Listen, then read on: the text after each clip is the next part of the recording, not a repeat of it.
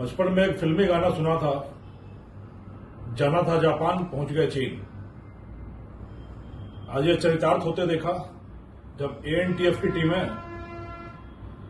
गुजरात से एमडी की फैक्ट्री के लिए कच्चा माल भेजने वाले आरोपियों की तलाश करती रही अहमदाबाद में,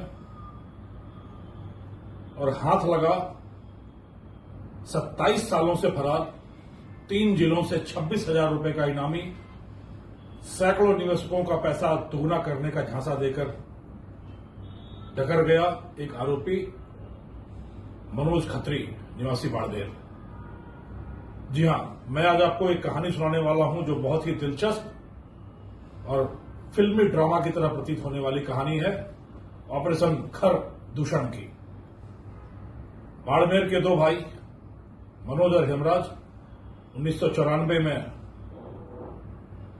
इन्वेस्टमेंट कंपनी शुरू करते हैं, ब्रांच पर ब्रांच खोलते जाते हैं, सैकड़ों निवेशकों को पैसा दुगुना करने का झांसा देते हैं और 5 साल के बाद 1999 में वो सारा पैसा डकार जाते हैं।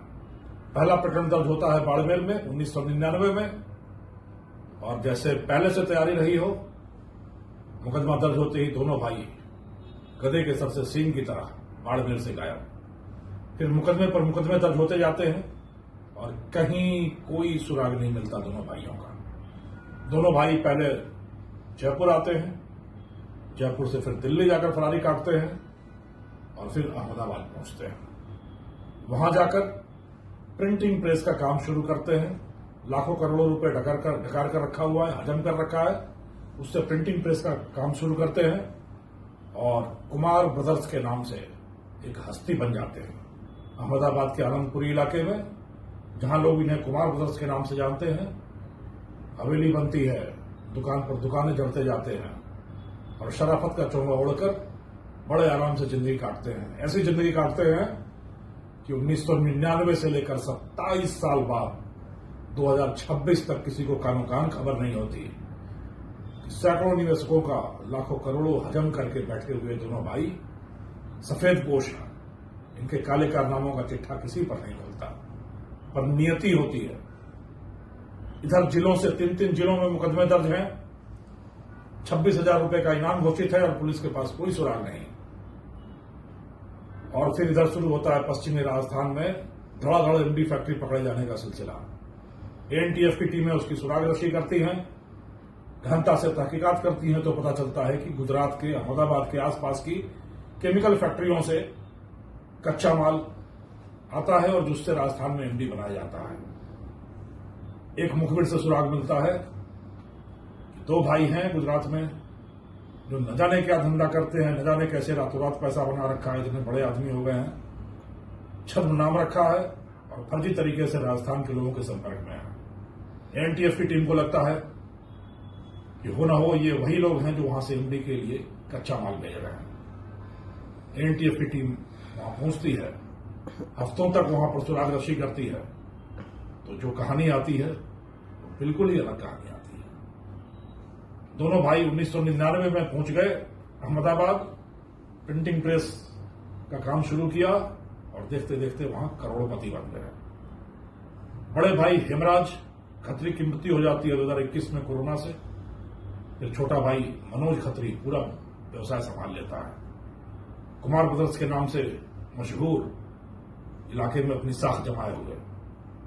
जब तहकीकात होती है तो पता चलता है ये नशे की आपूर्ति तो नहीं करते, पर पुराने पापी हैं, पुराने मगरमच्छ हैं।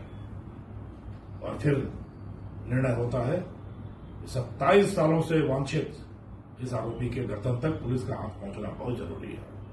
पर बेहद सजग, बेहद सतर्क यह आरोपी कभी किसी अनजान आदमी के सामने आता ही नहीं था। ऐसे में एएनटीएफ ने एक पटकथा लिखी, प्रिंटिंग प्रेस में फ्लेक्सी बैनर बनाने के ग्राहक के नाम पर पहुंचे, वहां कर्मचारियों से बहसबाजी शुरू कर दी। बात बढ़ते बढ़ते लड़ाई तक आ गई तो मालिक को उतरकर आना पड़ा। मालिक उतरकर आया, उससे भी बहस चलती रही और इसी बीच हो गई तहकीकात। फोटो का कर लिया गया मिलान। 27 साल का समय, लंबा समय, और जब हुलिया मिलाया गया तो वही चेहरा, वही आदमी। पुलिस ने गर्दन पर हाथ डाला तो आरोपी रह गया भौचक्का कि मैं तो कुमार हूं, और वो था मनोज खत्री, वही पापी इसने 27 साल पहले सैकड़ों निवेशकों का ईमानदारी का खून पसीने का पैसा हजम कर लिया था और अब प्रिंटिंग प्रेस से कागज छाप छाप कर अपने पापों की कहानी लिख रहा था, कहानी छुपा रहा था। और कहते हैं कि कुछ भी कर लो, कानून के हाथ बड़े लंबे हैं। देख लो मनोज खत्री को, इसने नाम बदला, जगह बदली, धंधा बदला, पहचान बदला और नहीं बदल पाया तो अपने कर्मों का लेखा जोखा। उसके पुराने पाप उसको ले आए जेल की उसी चहारदीवारी के पीछे जो उसकी मंजिल थी, जहां होगा हजारों निवेशकों की खून पसीने से कमाई गई पैसों की धोखाधड़ी का हिसाब किताब। पाप कभी भी छुपता नहीं, किसी न किसी बहाने से न्याय और प्रायश्चित होना ही होता है। और उसी फिल्मी पटकथा का यह नायाब उदाहरण है, जब 27 सालों तक नाम बदलकर, पहचान बदलकर, स्थान बदलकर, धंधा बदलकर, सब कुछ बदलकर अपने कर्मों का लेखा जोखा नहीं बदला जा सका। और ऑपरेशन खरदूषण की सफलता, 26,000 का इनामी मनोज खत्री उर्फ कुमार 27 सालों की चूहा बिल्ली के खेल, जद्दोजहद के खेल के बाद आखिर अपने मंजिल जेल की चहारदीवारी में अपने पापों का प्रायश्चित और अपने किए का हिसाब किताब देता रहेगा। एनटीएफ का उद्देश्य नशे के खिलाफ कार्रवाई है और जैसा मैंने कहा, जाना था जापान, पहुंच गए चीन। और चीन भी विख्यात जगह है, बड़ी जगह है। जब बड़े आरोपी के गर्दन तक पुलिस के हाथ पहुंचे, तलाश किसी और की थी, मिला कोई और शायद इसी तलाश के साथ हजारों सैकड़ों निवेशकों को न्याय मिल सके। और एनटीएफ यह कार्रवाई करने के बाद एक बार फिर नशे की दुनिया में, पाप की लंका में आग लगाने के लिए अपने अभियान पर लगातार सबल, सजग, सतर्क, सुदृढ़ कदम बढ़ाते हुए एक पर एक लगातार कार्रवाई करते हुए राजस्थान को नशा मुक्त करने की दिशा में अनवरत अग्रसर। सबका आशीर्वाद, सबका साथ, सबका स्नेह, सबका सहयोग चाहिए और राजस्थान होगा नशा मुक्त राजस्थान। धन्यवाद।